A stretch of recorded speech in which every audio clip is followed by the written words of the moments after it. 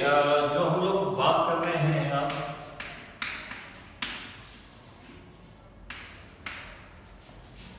Photo system. What is the photo system? जैसे मैंने बताया कि सिंगल जो है कोई भी किसी भी प्रकार का पिगमेंट लाइट को नहीं रोकता है, तो कुछ पिगमेंट मिलकर जैसे कि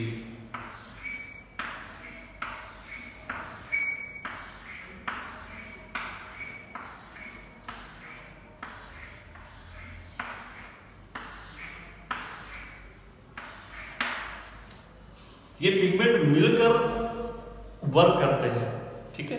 अब हम देखते हैं कि जो सनलाइट होती है वो सनलाइट किस फॉर्म में जो है सब पिगमेंट पर पड़ती है। इस पर भी पड़ेगी, इस पे भी, इस पे भी, इस पे भी, इस पे भी, इस पे भी, इस पे भी। ओके, तो वो क्या लाइट के अंदर क्या होते हैं, दैट इज ऑफ फोटोन। ये मुझे बताने की जरूरत नहीं है कि फोटोन क्या होते हैं, है ना। फिजिक्स में ऑलरेडी आप लोग डिटेल से डिस्कस कर चुके हैं, जानते होंगे फोटोन क्या है। Photon particle nature of the light. तो जो फोटोन है वो ये पिगमेंट लेते हैं, ठीक है। तो ये सब मिलकर जो काम कर रहे हैं इसे बोलते हैं, एक सिस्टम बनाते हैं, ठीक है ना। इसको बोलते हैं LHC। क्या बोलते हैं? LHC, light harvesting complex.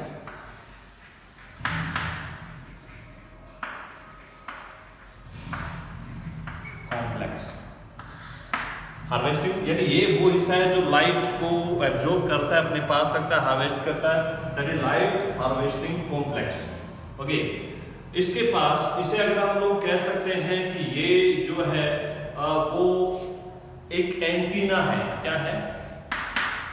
Antenna.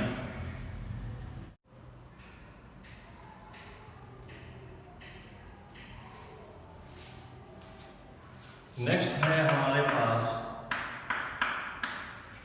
Photo system. What is the photo system? अगर फोटो सिस्टम की बात करें, जैसा मैंने कि बताया कि फोटोसिंथेसिस के अंदर जो क्लोरोफिल ए है वो मेजर रोल प्ले करता है, इंपॉर्टेंट रोल प्ले करता है। और ये वो पिगमेंट है जो मैक्सिमम रेडिएशंस को एब्जॉर्ब करता है। अब ये है कि लाइट को एब्जॉर्ब कैसे करता है, लाइट का कौन सा पार्ट है। एक्चुअली हम देखें कि हम लोगों ने पहले भी डिस्कस किया है कि ये होता कहाँ पर है। सबसे पहले अगर देखें दैट इज अपने पास प्लांट है, प्लांट के अंदर लीफ है, लीफ के अंदर मीजोफिल सेल्स है, मीजोफिल सेल के अंदर क्लोरोप्लास्ट है, क्लोरोप्लास्ट के अंदर थैलाकोइड, और थैलाकोइड मेम्ब्रेन पर, ओके, जैसा कि मैं बात करूं ये हमारे पास क्लोरोप्लास्ट, ठीक है। क्लोरोप्लास्ट में यहाँ पर ये हमारे पास क्या है? थैलाकोइड। अब यहाँ पर जो ये जो पोर्शन है दैट इज इसकी जो मेम्ब्रेन है ये भी मेम्ब्रेनियस सेल ऑर्गेनेल्स होता है, ठीक है ना, क्योंकि इसके पास भी क्या होती है? मेम्ब्रेन। इस मेम्ब्रेन में जो है पिगमेंट मिलते हैं और वो क्या बनाते हैं? एक सिस्टम बनाते हैं which perform the light reaction. Okay, what is the major work of the light reaction? To produce chemical energy molecules, okay, ATP and NADPH। ये एनर्जी मॉलिक्यूल देखो मकसद क्या है यहाँ पर, जो मेन मकसद है हमारे पास वो प्रोड्यूस करना, क्या प्रोड्यूस करना? केमिकल मॉलिक्यूल्स जो कि एनर्जी प्रोड्यूस करते हैं, और किसका यूज करके? सोलर एनर्जी का यूज करके। तो सोलर एनर्जी को केमिकल एनर्जी के अंदर कन्वर्ट करना लाइट रिएक्शन का मेन मुद्दा है। तो आप कह सकते हो कि जो प्लांट है, प्लांट के अंदर लीफ, मीजोफिल, क्लोरोप्लास्ट और थैलेकोइड के अंदर जो है हमारे पास मेम्ब्रेन के अंदर जो ये मॉलिक्यूल होते हैं वो इस तरीके के ग्रुप में मिलते हैं।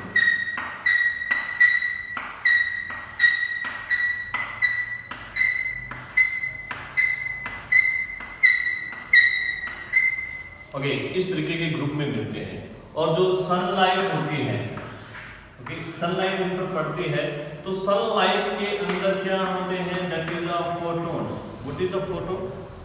मेरे ख्याल से फोटोन के बारे में बताने की आपको कोई ज़रूरत नहीं है, क्योंकि फिजिक्स में ऑलरेडी आप इसको डिटेल से, photon that is the particle nature of the light. और ये जो मॉलिक्यूल है, जो ये ग्रुप है, वो क्या करता है, इन फोटोन को एब्जॉर्ब करता है, ओके, यानी एनर्जी को अपने अंदर रोकता है। और जो अपने अंदर रोकता है, अपने अंदर हार्वेस्ट करता है, ओके, और इसे बोलते हैं LHC, light harvesting complex. Light harvesting complex, light harvesting complex मतलब कि ये वो सिस्टम है जो क्या करता है, अपने अंदर लाइट को एब्जॉर्ब कर लेता है। और इसके पास ये नहीं है कि सारे मॉलिक्यूल अपने अंदर लाइट को रख रहे हैं और एनर्जी को अपने पास स्टोर कर देंगे। ये क्या करेंगे, अपनी एनर्जी को अगले मॉलिक्यूल को ट्रांसफर कर देंगे, ठीक है ना, किसको कर देंगे, किसी दूसरे मॉलिक्यूल को ट्रांसफर कर देंगे। बट इनके पास एक मॉलिक्यूल ऐसा होगा जो इस एनर्जी को अपने, सारे मॉलिक्यूल जो एनर्जी को स्टोर करते हैं, वो सारी एनर्जी जाती कहाँ पर है, सारी की सारी एनर्जी, जैसे कि यहाँ पर ये एक मॉलिक्यूल को इन्होंने दे दी, इस मॉलिक्यूल को बोलते हैं रिएक्शन सेंटर, इसे बोलते हैं रिएक्शन सेंटर, ओके। तो ये जो है वो सारी एनर्जी को ले लेता है, जितने भी मॉलिक्यूल हैं, और ये एक्साइटेड हो जाता है। एक्साइटमेंट के बाद ये क्या करता है, और वो हम आगे देखेंगे। तो सबसे पहले तो हमने देखा कि एक फोटो सिस्टम के अंदर जो हार्वेस्टिंग कॉम्प्लेक्स होता है, ठीक है, इसको पूरे को क्या बोलते हैं, LHC, और इसके पास एक रिएक्शन सेंटर होता है जो कि इस एनर्जी को गेन करता है और इलेक्ट्रॉन रिलीज करता है। अब यहाँ पर अगर मैं फोटो सिस्टम की बात करें तो हमारे पास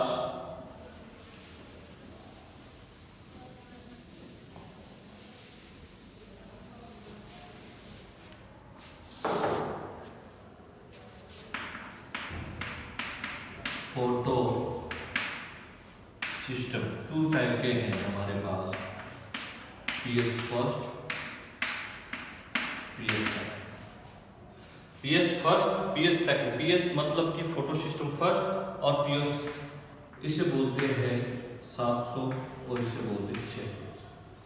कहीं पर यह भी हो सकता है कि आपको यहाँ पर लिखा हो P700 और P680। ये दो सिस्टम जो है वो एक साथ काम करते हैं या अलग अलग काम करते हैं।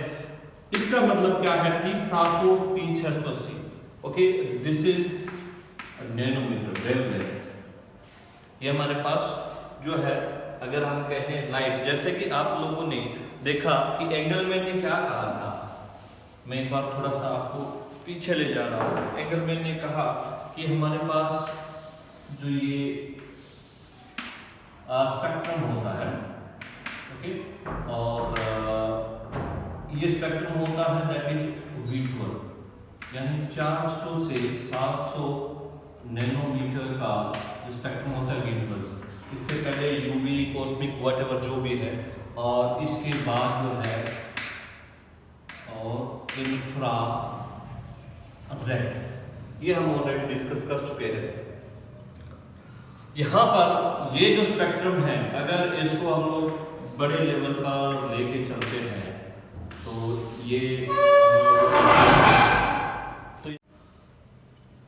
400 से 700 नैनोमीटर के बीच में ये हम लोगों ने देखा कि ये रीजन जो होता है दैट इज मोस्टली ब्लू होता है, और ये जो वेवलेंथ जो कि रेड लाइट है उसकी वेवलेंथ सबसे ज़्यादा होती है, और बाकी का ये जो हिस्सा है बीच में ही येलो होता है और बीच में ही आप लोगों को ग्रीन भी मिलेगा और अदर कलर भी मिलेंगे। ओके, तो दिस इज ब्लू और दिस इज द रेड। क्योंकि रेड की जो वेवलेंथ होती है वो ज़्यादा होती है, 700 के करीब होती है। तो यहाँ पर जैसे कि आप देखें कि ये रीजन जो है वो जो रेड है वो एब्जॉर्प्शन क्या है, यानी इस रीजन को एब्जॉर्ब करना है। तो उसमें से जो ये फोटो सिस्टम है जिससे हम लोग बात कर रहे हैं, दैट इज P700 या PS फर्स्ट, ये 700 नैनोमीटर या हम कह सकते हैं रेड लाइट के एब्जॉर्प्शन के लिए बहुत ज़्यादा रिस्पॉन्सिबल होता है। तो ये इस लाइट को एब्जॉर्ब करता है अपने अंदर। ओके, और जो P680 है ये इस वेवलेंथ यानी नैनोमीटर, इस वेवलेंथ को एब्जॉर्ब करने के लिए रिस्पॉन्सिबल होता है। तो आप कह सकते हो कि two type of this system work in a plant, okay, specially thylakoid membrane, that is the PS first and PS second. Okay, होता क्या है, ये मकसद क्या है इन फोटो सिस्टम का, अगर हम देखें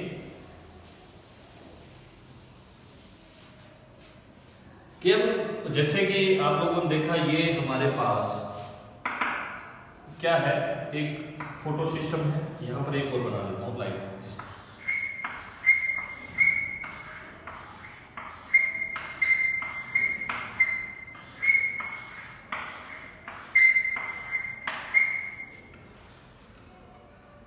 इसने जो है लाइट को लिया, फोटोन को लिया, और बीच में क्या है, रिएक्शन सेंटर। रिएक्शन सेंटर है, दैट इज रिएक्शन सेंटर। और इसने सबसे एनर्जी ले ली, और जब इसका एनर्जी लेवल ज्यादा हो जाता है तब ये क्या कर देता है, इलेक्ट्रॉन रिलीज कर देता है।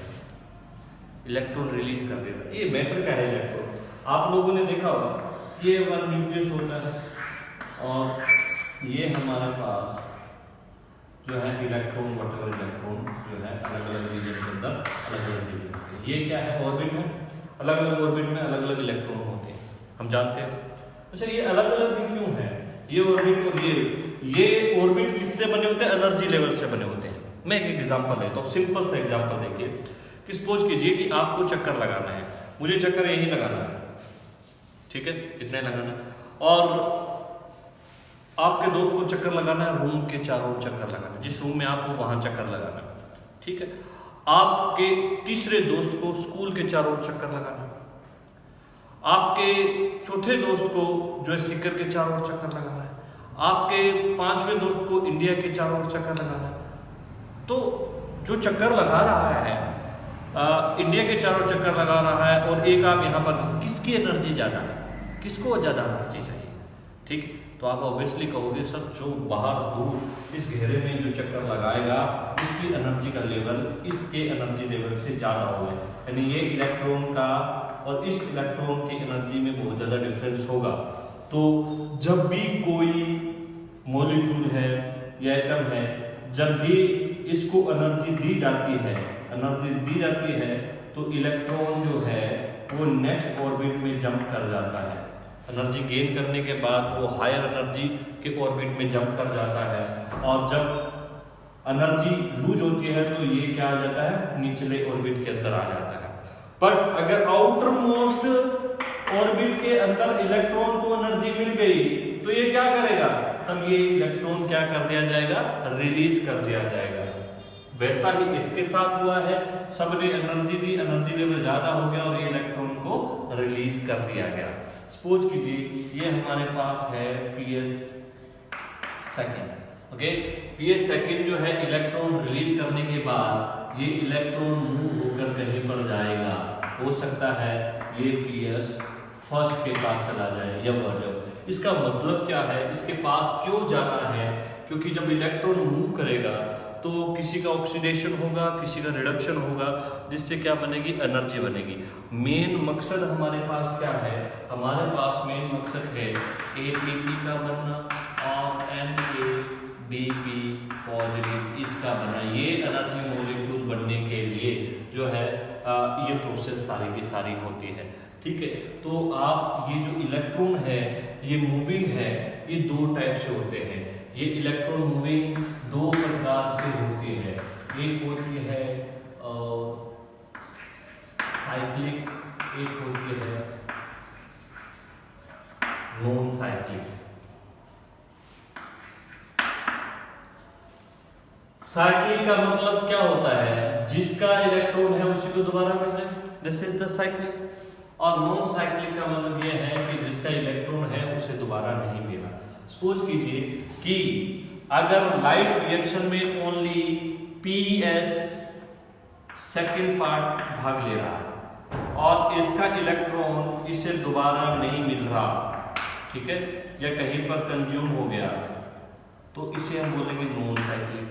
और अगर मान लो PS जो है फर्स्ट है वो अपना इलेक्ट्रॉन खुद ही ले लेता है, किसी तरीके से उसके पास पहुंच जाता है, तो वो कहलाएगा साइक्लिक, ठीक है। तो आप कह सकते हो कि लाइट रिएक्शन जो है वो मेनली दो भागों में बटी होती है। ओके, सिंपली अगर मैं समझाऊं आप लोगों को, बात करूं तो हमारे पास क्या है, लाइट रिएक्शन है,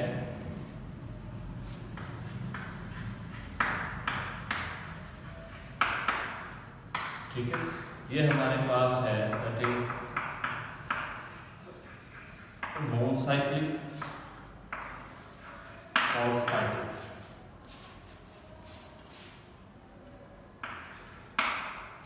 नॉन साइक्लिक और साइक्लिक। अब यहां पर देखिए नॉन साइक्लिक, इसे मैं एक और नाम भी बोल रहा हूं, non cyclic photo phosphorylation. Okay, photo phosphorylation, इसमें क्या है, अब एक यहां पर एक टर्म और आ गई है, फोटो फोस्फोरिलेशन।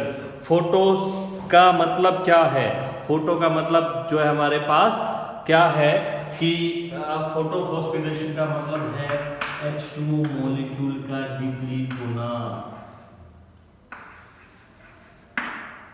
चलो, अगर मैं बात करूं हमारा ये सारा मकसद क्या है, ATP तो बने। ATP होता क्या है, अगर हम कहें ADP एडेनोसिन डाइफॉस्फेट, इसके साथ जब फॉस्फेट ग्रुप जुड़ जाता है तो क्या बन जाता है ATP एडेनोसिन ट्राइफॉस्फेट, ठीक है। और अगर हम कहें दूसरा मॉलिक्यूल हमारे पास NADPH निकोटीनामाइड डाइफॉस्फेट,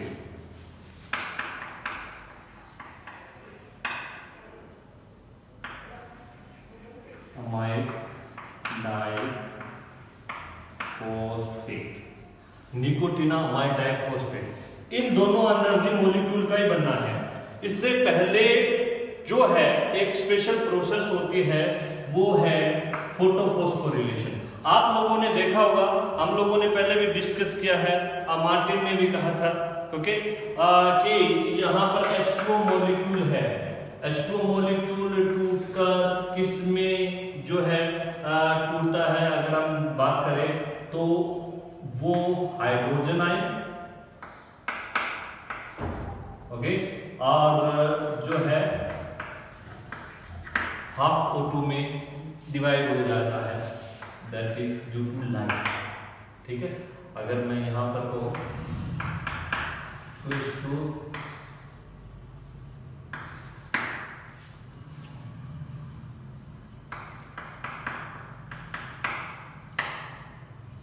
तो हमारे पास क्या आ जाएगा O2, ठीक है।